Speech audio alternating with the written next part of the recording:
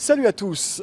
Depuis près de 30 ans, le jumelage entre la capitale savoyarde et la ville de Ouaïgouya, au nord du Burkina Faso, donne lieu à de fructueux échanges interculturels.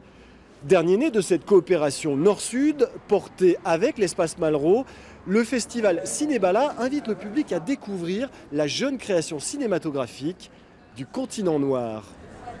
Ce n'est ni un blockbuster américain, ni une comédie française qu'ont choisi de venir voir quelques 300 cinéphiles, salle Jean Renoir.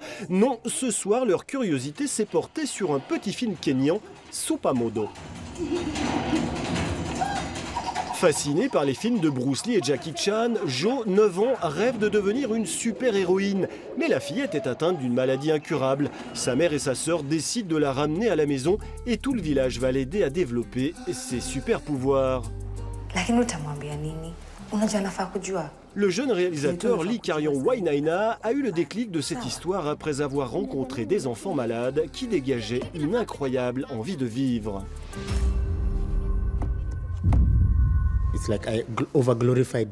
Nous, les adultes, on pense forcément à la mort. Les enfants, eux, glorifient la vie. Ils m'ont transmis cette force. J'ai voulu leur rendre hommage en racontant une histoire sur la vie, avec certes le fond triste de la maladie, mais aussi de l'humour, de la joie. En fait, mon film part de relations humaines et de l'importance d'avoir conscience que l'on est vivant.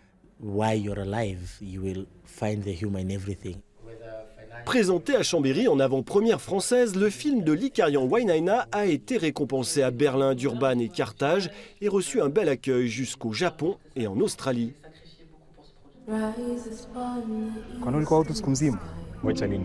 Autre film kényan sélectionné à Cannes et présenté dimanche à Cinébala, Rafiki conte une histoire d'amour entre deux adolescentes. Son interdiction au Kenya rappelle la fragilité du cinéma indépendant africain.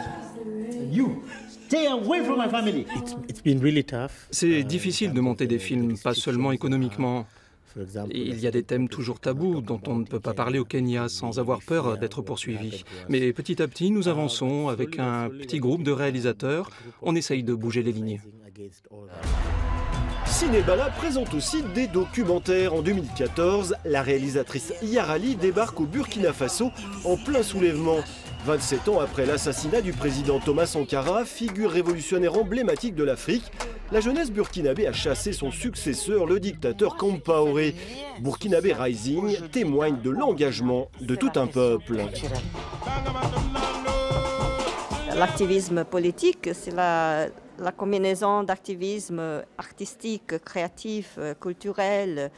Et c'est ça que je montre, l'art de la résistance. Comment on utilise la photographie, la danse, la calligraphie, la poésie pour faire la révolution politique. Mais je croyais que j'étais camerounais. Mais t'es surtout français puisque t'es né ici. Le programme Quartier Lointain permet lui à de jeunes cinéastes africains, mais aussi français d'origine africaine, de réaliser des courts-métrages sur des thèmes de société comme l'identité, la famille ou l'image de soi. Ce soutien leur donne une vraie visibilité. Des deux côtés, je me suis rendu compte qu'il y avait ce problème de diffusion et de distribution, même pour ceux qui vivaient, habitaient en France et travaillaient en France. Difficulté de financement, difficulté d'avoir du réseau professionnel et difficulté à montrer leurs films à la télévision ou dans les salles de cinéma. Et du coup, c'est comme ça qu'est né Quartier Lointain, avec l'envie de montrer une autre image de la France en Afrique, une autre image de l'Afrique en France. La dernière pépite cette année vient du Swaziland. Liana met en scène 5 enfants dans une fable mi-documentaire, mi-animation.